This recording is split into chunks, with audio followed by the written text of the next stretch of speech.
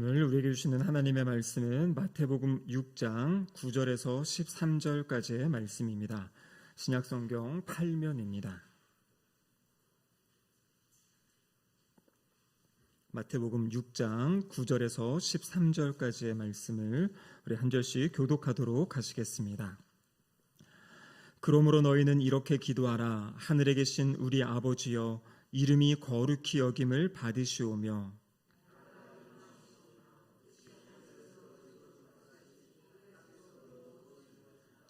오늘 우리에게 일용할 양식을 주시옵고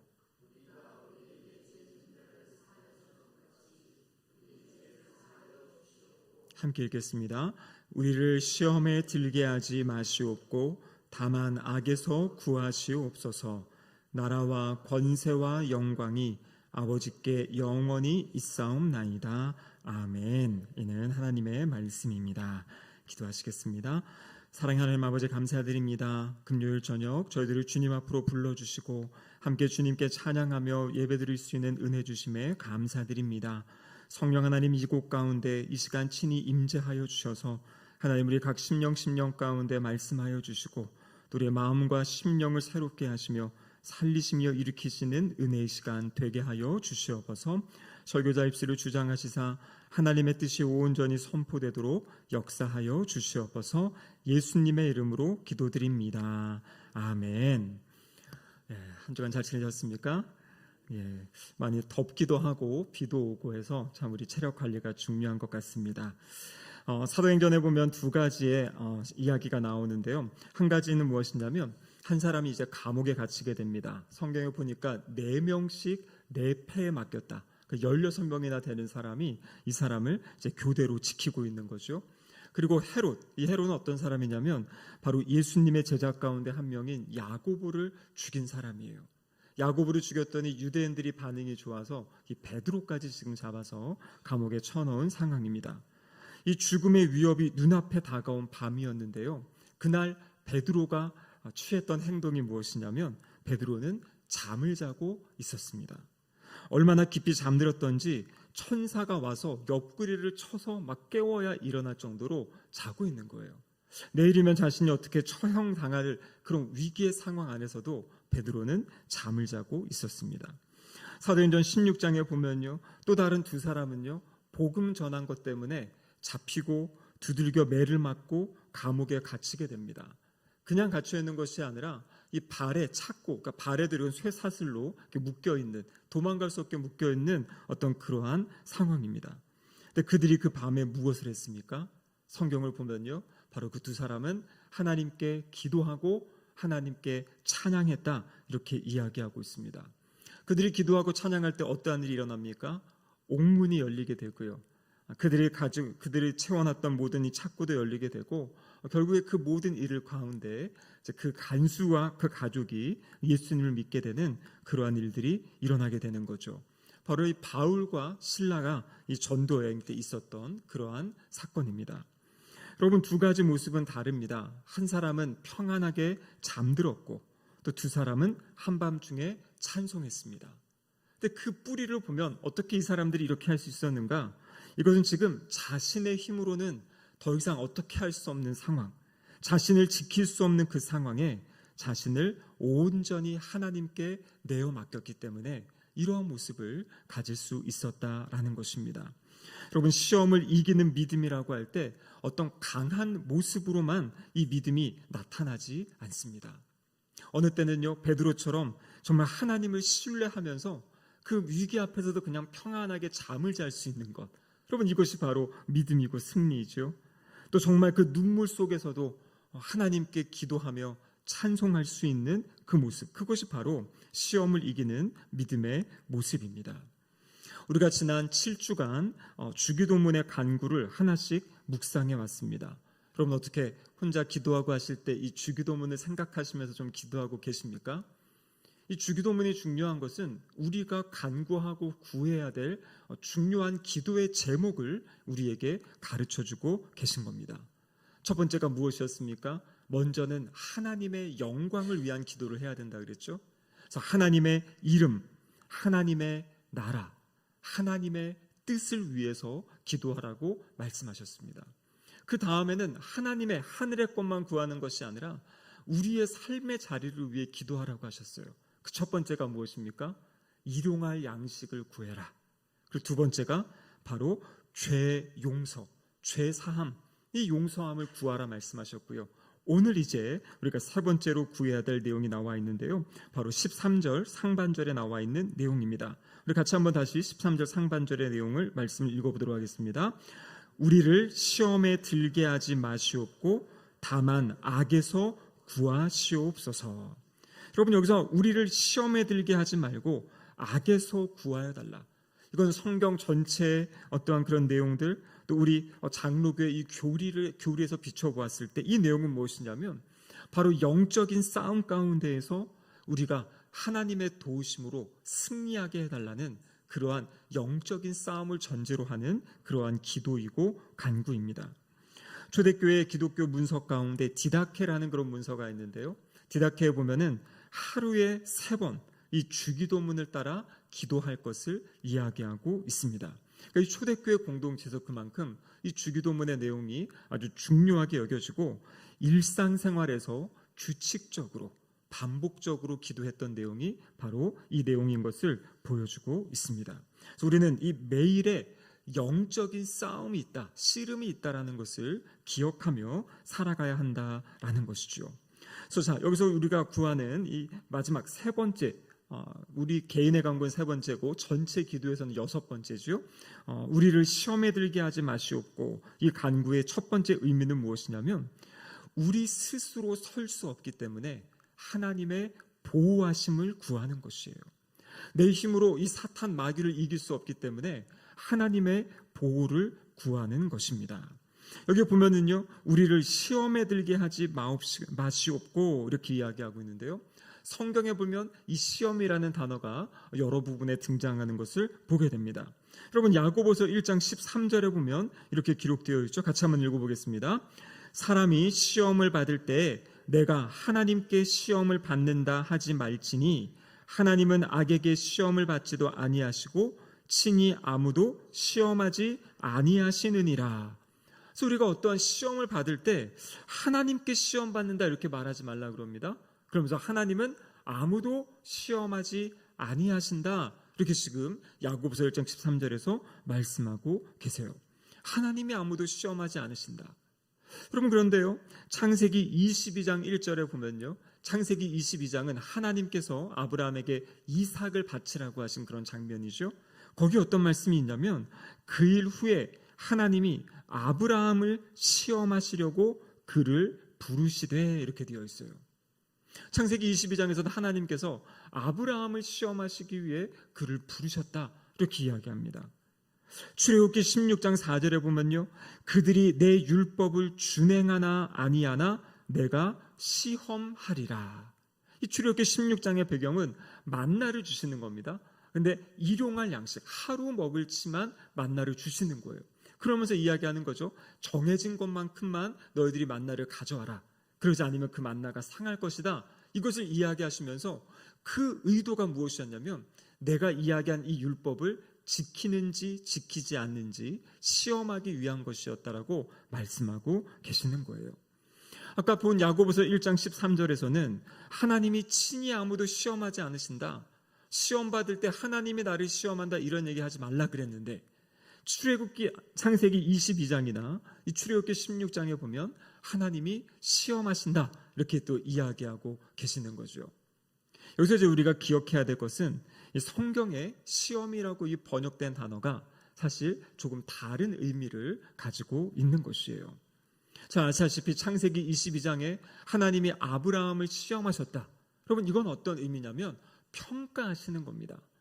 아브라함의 믿음이 어느 정도인지, 정말 그 아들 이삭을 바칠 수 있는지 하나님께서 아브라함의 믿음을 평가해 보신 거예요. 여러분, 이 평가는 무엇입니까? 평가를 통해서 우리의 믿음을 연단하고 우리를 성숙하게 하기 위한 하나님의 시험, 하나님의 평가가 성경에 나타나 있어요.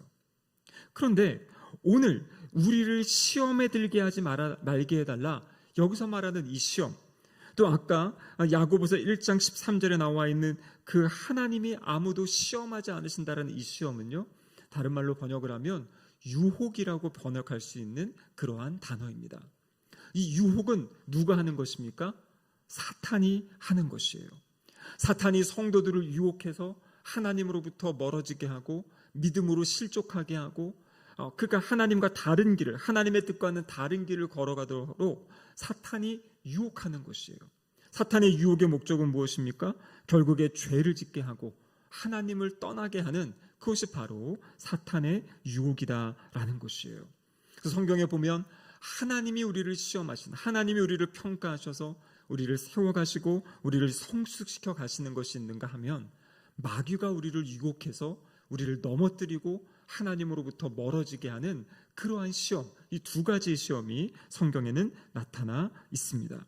그러면서 오늘 여기 6장 마태복음 6장 13절에서 우리를 시험에 들게 하지 마시옵고, 이것은 뭐냐면 우리가 유혹에 빠지지 않게 해달라고 하나님께 기도하는 것입니다. 여러분, 다른 말로 이야기하면 무엇입니까? 우리는 끊임없이 유혹의 자리에 남겨져 있다는 것이에요. 하나님을 떠나 세상 것을 사랑하고 세상을 바라보는 것을 소망하는 그 유혹에 우리는 언제나 그 유혹 가운데 살아간다라는 것이죠. 그래서 하나님 이렇게 말씀하십니다. 베드로전서 5장 8절 말씀인데요, 우리 같이 한번 읽어보겠습니다. 근신하라, 깨어라, 너희 대적 마귀가 우는 사자같이 두루 다니며 삼킬 자를 찾나니.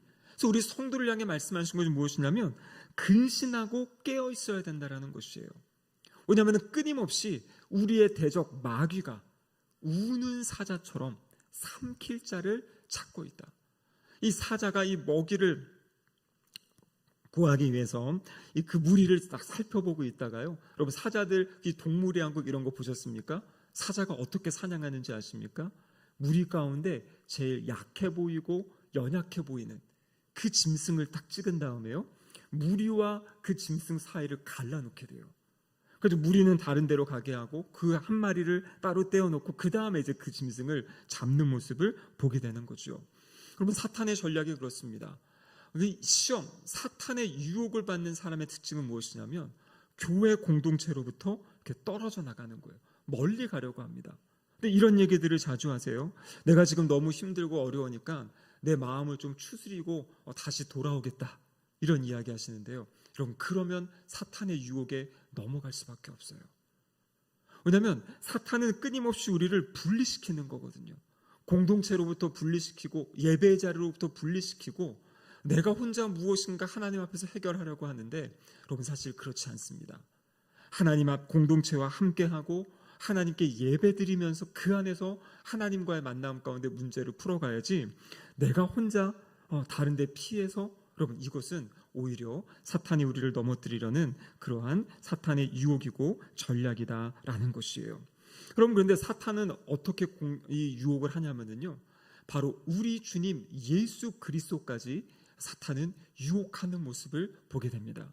그래서 바로 마태복음 4장에 나와 있는 예수님의 이 공생이 시작하시기 직전에 예수님이 어떻게 하십니까? 성령님께 이끌려서 기도하시잖아요. 금식하며 기도하시잖아요.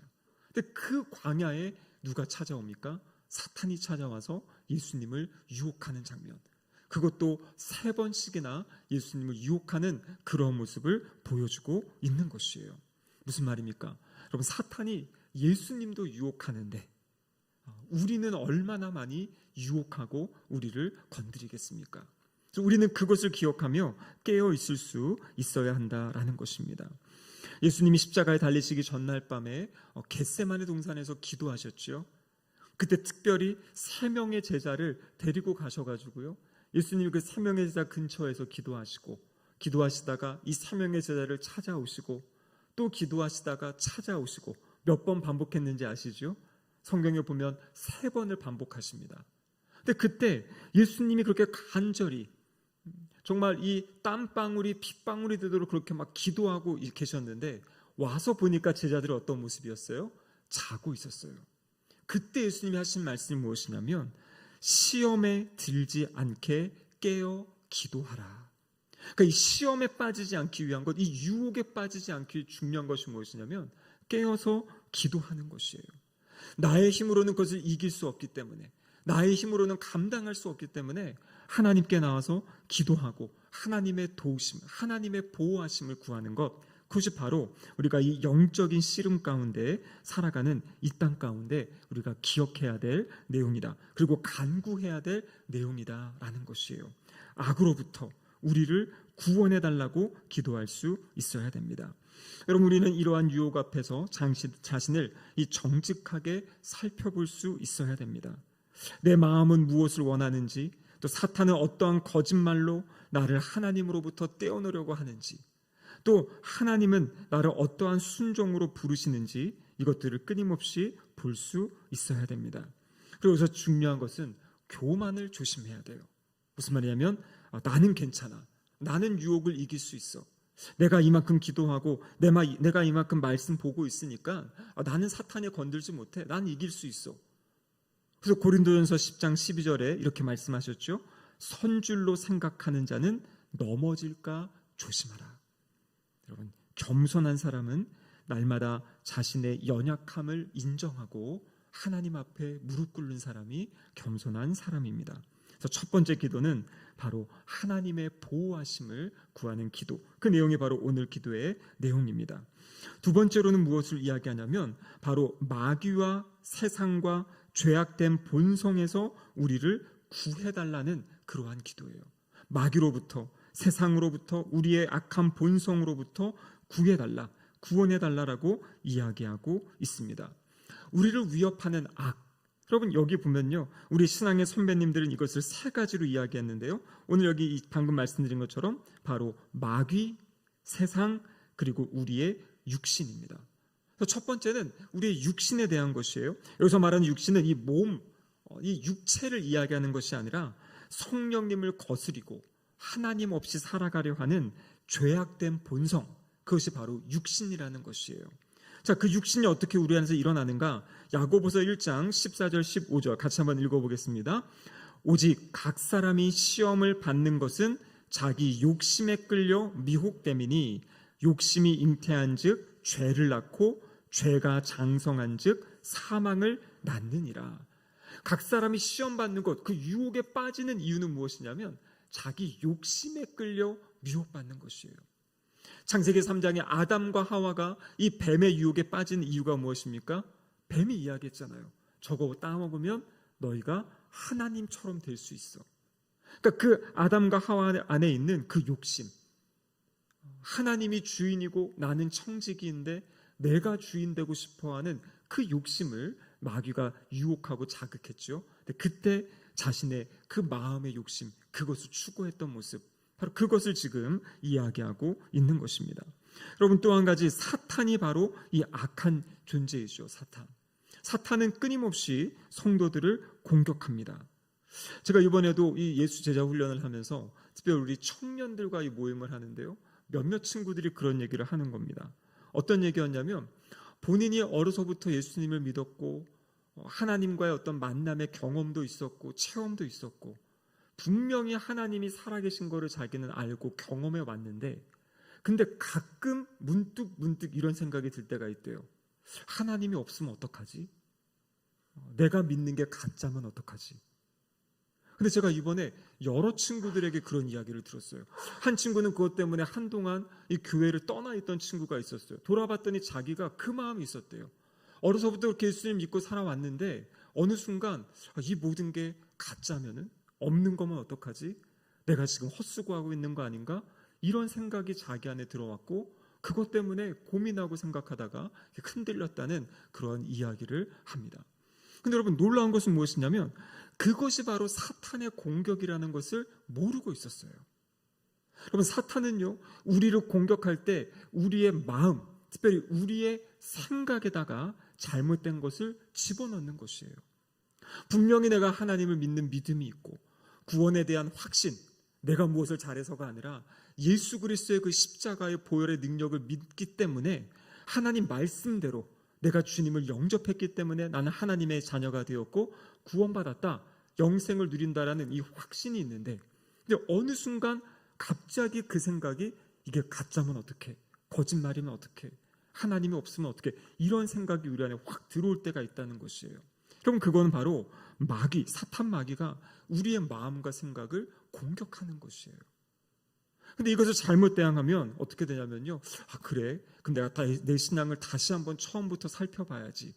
물론 여러분, 근데 이게 중요한 것이요, 하나님을 믿는 믿음 안에서 내 신앙을 확인하려 하고 이 말씀 안에 이것을 찾아가려고 하는 것은 대부분 올바른 방향으로 가게 됩니다. 거기에 풀리지 않는 문제가 있어도 하나님께 기도하면서 그것을 잘 풀어가게 돼요. 근데 불신의 마음을 가지고 시작하잖아요. 진짜인 말씀이 있어도 불신의 마음이 딱 있는 순간부터 그게 의심이 되는 거예요. 계속 하나가 의심되면 또 의심이 되고 이렇게 계속 멀어져 가게 되는 거죠. 그래서 여러분, 우리의 자녀들에게, 다음 세대들에게, 또 우리 초신자분들에게 꼭 알려주셔야 돼요. 하나님의 막 은혜를 받고 누리다가 어느 순간에 확 넘어지는 순간이 있어요. 그게 뭐냐면 사탄이 그에게 잘못된 생각, 아니면 세상 사람들의 어떤 잘못된 이야기, 내가 하나님의 은혜라고 막 고백하고 있는데 어떤 사람이, 야, 너 그거 우연히 일어난 거야, 우연이잖아. 그런데 이 한마디를 붙잡고 교회를 떠나가는 사람들이 있어요. 하나님이 자기를 치유해 주시고 회복시켜 주시고 가정에 엄청난 문제를 풀어주셨는데 주변 사람들이, 야, 너 그거 우연이야, 하나님이 어딨어, 그 이야기 한마디를 딱 듣고서 그 자리로부터, 하나님의 믿음으로부터 멀어져 가는, 간증하고 다니던 사람이 나중에 자기의 입에서 그거는 우연이었어, 운이 좋았어, 타이밍이 맞은 거야, 이런 식으로 신앙의 말이 아니라 그냥 세상의 말로, 잘못된 말로 나아간다는 것입니다. 그럼 그게 뭐냐면 사탄의 공격이라는 것을 기억할 수 있어야 돼요. 어떻게 하겠습니까? 사탄이 우리를 공격하면요, 예수님이 가르쳐 주신 기도로 우리가 이겨갈 수 있는 거죠. 어떻게 하는 겁니까? 예수님의 이름으로 명하노니 악한 생각, 잘못된 생각은 떠나갈지어다. 내 마음에서 떠나갈지어다. 그래서 예수님의 이름으로 그 우리 안에 드는 잘못된 의심들, 이러한 생각들을 말씀으로 선포하면서 이겨갈 수 있어야 된다라는 것이에요. 그리고 여러분, 여기서 말하는 악은요, 세상을 통해서부터 오는 그러한 악입니다. 이 종교개혁자 칼빈이 기독교 강요에서 이런 내용을 기록했어요. 모든 사람 오른쪽, 왼쪽, 양쪽 좌우에서 시험이 온다, 이렇게 이야기하면서 오른쪽으로부터 오는 시험은 무엇이냐면 부와 권세와 명예가 반짝거리는 아름다움으로 사람의 마음을 유혹하는 것이에요. 그러니까 힘들고 어려운 상황에서 하나님이 형통함을 주셨는데 그 형통함 때문에 오히려 하나님을 멀리 떠나가는 사람들이 있는 것이에요. 자신이 주신 은혜를 누린다고 여행도 다니고 취미생활도 하고 뭐를 즐기고 누린다고 하면서 하나님께 나왔던 그 시간들, 하나님을 섬겼던 시간들이 자기를 만족을 위한 시간으로 가는 경우가 있다는 것이죠. 근데 또 왼쪽에는 무엇이냐면 가난과 수치와 환난, 이것이 공격해와서 소망을 잃어버리게 하고 하나님에게서 멀어지는 것이에요. 그러니까 하나님 믿는데도 너무나 힘든 상황이 계속되고 어려워지니까 이게 정말 소망이 없는 건가? 하나님이 나의 이것을 풀어주지 않는 건가 하면서 하나님께 낙심하고 이렇게 멀어져가는. 그래서 언제나 우리의 삶에는요, 좋은 일을 통해서도 우리를 유혹하기도 하고 또 안 좋고 절망적인 상황을 통해서도 우리가 유혹을 받을 수 있다는 것을 기억할 것을 이야기하고 있습니다. 그럼 그렇게 되면 중요한 것이 무엇입니까? 어떤 상황과 환경, 여러분, 이것을 보는 것이 아니라 나와 함께 하시는 그 하나님, 어려움 가운데서 나와 동행하시고 또 이 좋은 은혜를 주신 그 모든 근원 되시는 하나님을 붙잡을 수 있어야 돼요. 사탄은 끊임없이 우리 안에 있는 그 거룩한 습관들, 하나님을 향해 나아가는 아름다운 것들을 끊으려고 하는 것이에요. 지금까지 잘해왔던 것들이 있습니다. 하나님 앞에 내가 기도하고 하나님 앞에 내가 작정하고 해온 아름다운 것들이 있는데 어느 순간에 이제 피곤하다, 이런 거 다 하기 싫다, 나 좀 편하게 살고 싶다. 여러분, 그 순간이 바로 우리가 넘어지는 순간이 될 수 있다라는 것이에요. 그래서 여러분, 믿음이 자란다, 믿음이 성장한다는 것은 무엇입니까? 점점 더 하나님을 사랑하는 것이에요. 그래서 우리의 마음 가운데 그 기도를 하시기 바랍니다. 내가 더 하나님을 사랑하게 해주세요. 하나님의 사랑이 내 마음에 충만하게 해주세요. 어떤 의무감으로 하는 것도 아니고 어떤 책임감, 이것을 넘어서는 사랑 때문에 내가 하나님을 너무나 사랑해서 하나님을 더 예배하고 싶고 하나님을 너무나 더 사랑해서 하나님 나라를 위해 헌신하고 싶고 하나님을 너무나 사랑해서 나에게 맡겨주신 귀한 사람들을 사랑하며 섬길 수 있는, 그래서 그 모든 동기가 무엇이냐면 하나님의 그 사랑 때문에, 그것을 기억하시기를 바랍니다. 여러분, 롯이 어땠습니까? 롯은 먼저 소돔 땅을 바라봤습니다. 그 땅을 보고요, 거기가 너무나 좋아 보였어요. 그 당시에 가장 화려하고 아주 좋은 그런 문명이 있던 것이죠. 그래서 처음에는 그 근처를 향해 가다가 마지막에는 그 안에 들어가서 장막을 짓고 살게 되죠. 그리고 그 주변의 사람들에게 또 이렇게 흔들리는 그런 아주 연약한 모습들 또한 보게 됩니다. 여러분, 시편 1편에 보면 복 있는 사람은 이렇게 시작을 하는데요, 복 있는 사람은 어떤 사람이다, 뒤에 가면 나오고요, 앞에는 복 있는 사람이 하지 않는 것을 이야기합니다. 무엇을 이야기합니까? 복 있는 사람은 악인들의 꾀를 따르지 아니하며 죄인들의 길에 서지 아니하며 오만한 자들의 자리에 앉지 아니한다. 이게 뭡니까? 따라가지 않는다. 그러니까 따라가다가 그 다음엔 어떻게 하는 거예요? 서는 거예요. 근데 마지막에는 주저앉아 버려요. 그곳에 가버리는 거죠. 복 있는 사람은 그렇지 않은 사람이래요. 따라가지 않고 그곳에 서지 않고 그곳에 앉지 않는 사람이 복 있는 사람이다 말씀해주고 계십니다. 마지막으로 세 번째는요, 근데 중요한 것은 무엇이냐면 이 영적 전쟁과 싸움은 승리한 싸움이다, 이길 수 있는 싸움이다라는 것을 기억할 수 있어야 됩니다. 사탄에게, 마귀에게 이 무게에 눌리는 것이 아니라 이 모든 것은 이길 수 있는 것이다. 여러분, 예수님께서 우리에게 이렇게 하나님 말씀이 우리에게 이렇게 주고 계시죠. 자, 고린도전서 10장 13절 말씀인데요, 같이 한번 읽어보겠습니다. 사람이 감당할 시험 밖에는 너희가 당한 것이 없나니 오직 하나님은 미쁘사 너희가 감당하지 못할 시험 당함을 허락하지 아니하시고 시험 당할 즈음에 또한 피할 길을 내사 너희로 능히 감당하게 하시느니라. 아멘. 여러분, 사탄이 우리를 유혹하는데요, 그런데 하나님이 거기에도 관여하고 계신다는 것이에요. 하나님이 우리가 감당하지 못할 시험 당함을 허락하지 아니하신다. 그리고 하나님이 우리에게 피할 길을 주신다, 이렇게 말씀하고 계신 거죠. 시험이 오는 것 자체를 막아주진 않으세요. 하지만 그 시험은 감당할 수 있는 시험을 주셨다고 말씀하셨어요. 여러분, 우리의 삶에 어떤 마귀의 유혹, 사탄의 유혹, 세상의 유혹, 또 내 안에서 일어나는 어떤 유혹이 있을지라도 우리가 기억해야 될 것은 무엇이냐면 이것은 이길 수 있는 유혹이다. 중요한 것은 근데 무엇 때문에 이길 수 있습니까? 나 때문이 아니에요. 오늘 본문 하나님 아버지께서 피할 길을 주시고 또 때로는 그것을 견뎌낼 수 있는 은혜를 주십니다. 근데 우리 예수님이 어떻게 하셨습니까? 예수님이 십자가에서 죽으시고 부활하심을 통해서, 여러분, 십자가는 두 가지 의미입니다. 우리의 죄를 용서해 주신 사건이고요, 사탄의 권세를 깨뜨리신 사건이 바로 십자가의 사건이에요. 그래서 십자가에서 이미 예수님께서 결정적인 승리를 이루어 주셨다. 그럼 그 십자가와 부활을 우리가 붙잡는 거죠. 그리고 더 중요한 것은 무엇입니까? 성령 하나님께서 예수님이 승리하신 그 승리를 우리의 삶에 적용시켜 주시고 우리가 믿음 위에 설 수 있도록 힘과 능력을 주신다라고 말씀하고 계시는 거예요.